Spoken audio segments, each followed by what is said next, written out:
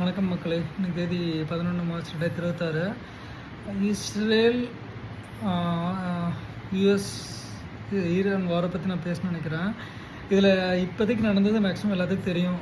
நான் ரீகேப் தரணும்னா என்னென்னா, தொடர்ந்து இஸ்ரேலும் யுஎஸும் ஈரானை போட்டு அடிக்கடி நடிச்சிட்ருக்காங்க.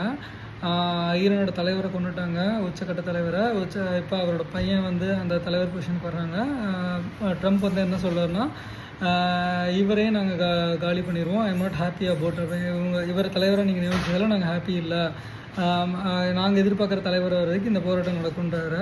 இதுக்கிடையில் ஈரான் என்ன மாதிரி பிரச்சனை பண்ணுறாங்கன்னா, பஹ்ரைனில் இருக்கிற ஆயில் வெல் அடிக்கிறாங்க, ரிஃபைனரி அடிக்கிறாங்க. அப்புறம் மெயினாக 5ல் 1 பங்கு உலகத்துக்கு கிடைக்கிற ஆயிலோட ஏரியாவை ஸ்டாப் பண்ணுறாங்க, அவங்க சைடு வர ஆயிலை. இதுக்கு அமெரிக்கா என்ன சொல்லுதுன்னா, நீ தொடர்ந்து ஸ்டாப் பண்ணனா நான் உனக்கு 100 மடங்கு உன்னோட இடத்துல நான் பிரச்சனை பண்ணுவேங்கிறாரு.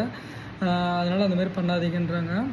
இதோட பின்தொடர்பு இப்போ நான் என்ன சொல்லணும்னு நினைக்கிறேன்னா, இப்போ இந்தியா என்ன பண்ணுதுன்னா, ரஷ்யாட்ட தான் ஆயில் வாங்குறத அமெரிக்கன் பிரசிடென்ட் ட்ரம்ப் என்டாஸ் பண்ணியிருக்காரு. ஓகே தான், ஆயிலோட ப்ரைஸை ஸ்டேபிளாக வச்சுருக்காரு, இந்தியா எடுக்கிற முடிவு சரிதான் அப்படிங்கிறாரு. எனக்கு இந்த இடத்துல ஒரு கேள்வி எழுது. இதே தான் இந்தியா ரஷ்யா உக்ரைன் வரப்போ இதே தான் சொல்லுச்சு. அப்போ இந்தியாவோட நிலைப்பாடு தவறுன்னு சொன்ன அதே ட்ரம்ப் இப்போ ஏன் இது சரின்னு சொல்கிறாரு?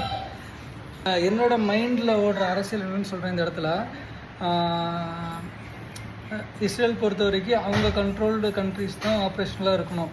அப்படி அவங்களோட கண்ட்ரோல் இல்லாத ஊரை அவங்க அட்டாக் பண்ணி ஏதாவது ஒரு ரீசன் சொல்லி அங்கே பிரச்சனை பண்ணி அதை அவங்க கண்ட்ரோலுக்கு கீழே கொண்டுட்டு வர முயற்சி பண்ணுவாங்க.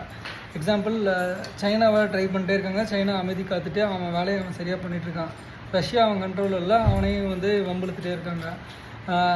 ஈராக்கை காலி பண்ணி கண்ட்ரோலுக்கு எடுத்துட்டாங்க. சிரியாவை காலி பண்ணி கண்ட்ரோலுக்கு எடுத்துட்டாங்க. ஸோ மிட் ஈஸ்டில் பஹ்ரைன், சவுதி அரேபியா, முக்கால்வாசி நாடுகளில் கண்ட்ரோல் எடுத்துட்டாங்க. இப்போ ஈரான் மட்டும்தான் கண்ட்ரோல் எடுக்க முடியாமல் தங்கிட்டு இருக்காங்க. ஸோ அதை கண்ட்ரோல் எடுக்கிறதுக்கான போராட்டம் தான் இது. இதில் கண்டிப்பாக வெற்றி பெறுவாங்க, அதை தவிர்க்க முடியாது.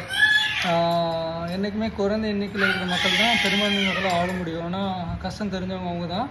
அவங்க நினச்சாங்கன்னா நல்லதும் செய்யலாம், கெட்டதும் செய்யலாம். It's all about what they wanted to really do and how they are treated among the majority. இதான் நான் சொல்ல நினைக்கிறேன். ஸோ இதோட ரிசல்ட்ஸ் அடுத்த ஸ்டெப் என்ன நடக்கும்னு நான் நினைக்கிறேன்னா, ஒன்ஸ் இவங்க கண்ட்ரோல் எடுத்துட்டாங்க, ஈரானே கண்ட்ரோல் எடுத்துட்டாங்கன்னா அடுத்த கட்ட அஜெண்டாவுக்கு போவாங்க. வேர்ல்டு ஆர்டர், நியூ வேர்ல்டு ஆர்டரில் என்ன அஜெண்டா இருக்குங்கிறது என்னோட எப்போவுமே என்கிட்ட கான்செப்ட் டீபாப்புலேஷன் தான். அதை நோக்கி போவாங்களா இல்லை எதை நோக்கி போவாங்கன்னு நீங்கள் நினைக்கிறீங்களோ அதை என்னோடய கருத்தில் உடன்பாடு பட்டிங்கன்னா கமெண்ட் பண்ணுங்கள். ரொம்ப நன்றி.